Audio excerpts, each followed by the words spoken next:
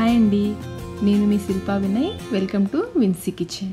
ఈరోజు మన రెసిపీ వచ్చేసి బళ్ళారి స్పెషల్ వగ్గరిని. అదేనండి, ఉగ్గాని అంటాం కదా.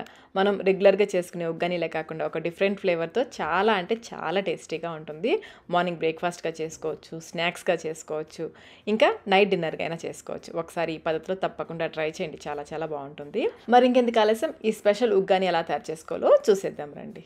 ఇక నేను పెద్ద లోటా ఉంటుంది చూడండి, దాంతో 3 లోటాలు మరమరాలు తీసుకున్నాను. వెయిట్లో వచ్చేసి ఇవి 1/2 కిలోలో సగం ఉంటాయి, అంటే 125 గ్రామ్స్ ఉంటాయి. బ్రేక్ఫాస్ట్ హెవీగా తినే వాళ్ళకైతే 2కి సరిపోతుంది, లైట్గా తినే వాళ్ళకైతే ఇది 3కి సరిపోతుంది. ఇప్పుడు ఇందులో ఇవి మునిగేంత వరకు, మరమరాలు మునిగేంత వరకు కూడా నీళ్ళు పోసుకోవాలి. నీళ్ళు పోసేసి చేత్తో లోపలికి నొక్కి పెట్టేసుకోండి. ఈ విధంగా లోపల నుంచి పైకి తీసుకుంటూ మరమరాలన్నీ కూడా తడిచేలాగా బాగా కలిపేసుకోండి. ఇలా కలిపేసుకుని ఒక 2-3 నిమిషాల పాటు పక్కన పెట్టేసుకోండి. మరమరాలు కొంచెం నానితే బాగుంటుంది, మరీ ఎక్కువసేపు కాదు, ఒక 2-3 నిమిషాల పాటు నానబెట్టేసుకుని ఈ మరమరాల్లో నుంచి నీళ్ళన్నీ పిండేసుకుని ఒక గిన్నెలోకి వేసేసుకోవాలి. మరి గట్టిగా పిండాల్సిన అవసరం లేదు, లైట్గా పిండుకుంటే సరిపోతుంది. ఇలాగే అన్ని మరమరాలు తీసేసుకుని ఒక గిన్నెలో వేసుకుని పక్కన పెట్టేసుకోండి. ఇప్పుడు మిక్సీ జార్లో 1/2 కప్పు పుట్నాలు, తినేశనగపప్పు అంటారు కదా, చట్నీ పప్పు వేసుకుని మెత్తగా గ్రైండ్ చేసుకోవాలి. ఇలా గ్రైండ్ చేసుకుని పక్కన పెట్టేసుకోండి. ఇప్పుడు మళ్ళీ జార్లో కొంచెం పుదీనా, కడిగిన పుదీనా కొంచెం వేసుకోండి. అలాగే కొంచెం కొత్తిమీర ఒక గుప్పెడు వేసుకుంటే సరిపోతుంది. అలాగే 2 పచ్చిమిర్చి, చిన్న ఉసిరికాయ సైజ్ అంతా చింతపండు, రుచికి సరిపడినంత సాల్ట్, నీకు 1 టీ స్పూన్ సాల్ట్ వేస్తున్నాను. మధ్య మధ్యలో కొంచెం కొంచెం నీళ్ళు పోసుకుంటూ బాగా మెత్తగా గ్రైండ్ చేసుకోవాలి. చూడండి, విధంగా బాగా మెత్తగా గ్రైండ్ చేసుకుని పక్కన పెట్టేసుకోండి.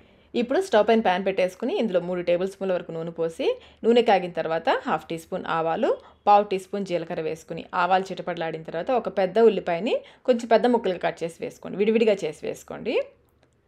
అలాగే 2 పచ్చిమిర్చిని కూడా చిన్న ముక్కలుగా కట్ చేసి వేసుకోవాలి. ఇంకా 2 రెమ్మల కరివేపాకు కూడా వేసేసుకుని ఈ ఉల్లిపాయలు కొంచెం ట్రాన్స్పరెంట్గా అయ్యేంతవరకు వేయించుకోవాలి.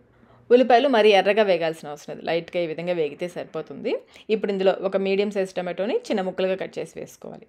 టమాటో వేసాక ఒకసారి కలిపేసుకోండి. ఇలా కలిపేసుకున్న తర్వాత ఇందులో మనం గ్రైండ్ చేసుకున్న పేస్ట్ ఉంది కదా, అది వేసుకోవాలి. ఇందులో కావాలంటే మీరు పల్లీలు కూడా వేసుకోవచ్చండి. పోపులో ముందు పల్లీలు వేసి వేయించేసుకుని తర్వాత ఆవాలు జీలకర్ర వేసుకోవచ్చు. పేస్ట్ అంతా వేసేసుకుని ఇంకా ఇందులో 1/2 టీ స్పూన్ అల్లం వెల్లుల్లి పేస్ట్ కూడా వేసేసి ఒకసారి ఇదంతా బాగా కలిసేలా కలిపేసుకోండి. కొన్ని నీళ్ళు, ఒక 1/2 కప్పు నీళ్లు మిక్సీ జార్లో వేసి తొలిపేసుకుని ఆ నీళ్ళు కూడా ఇందులో పోసేసుకుని ఒకసారి కలిపేసుకోండి. నీళ్ళు మరీ ఎక్కువ వేసుకోవద్దు, ఒక 1/2 కప్పు వరకు వేసుకుంటే సరిపోతుంది. అలాగే ఇందులో కొంచెం పసుపు, 1/2 టీ స్పూన్లో సగం పసుపు కూడా వేసేసి ఒకసారి కలిపేసుకొని మూత పెట్టేసి లో ఫ్లేమ్లో ఉడికించుకోవాలి. ఇది పచ్చివాసన, కొత్తిమీర పుదీనా ఉన్నాయి కదా, అవి పచ్చివాసన పోయేంత వరకు మధ్య మధ్యలో కలుపుకుంటూ ఉడికించుకోవాలి.